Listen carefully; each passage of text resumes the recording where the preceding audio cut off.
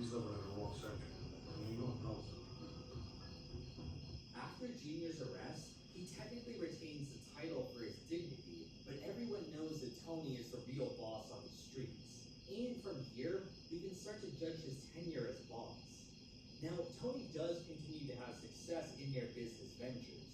He starts a brokerage firm in order to pump and dump stocks, which Christopher describes as a license to steal. The family has incredibly lucrative construction deals like the Esplanade, and Tony even sets up a business to defraud the government of HUD money. It's a different one now. I'm not sure what it is. All I know is fucking Ruthley's going around bragging about how much they're making.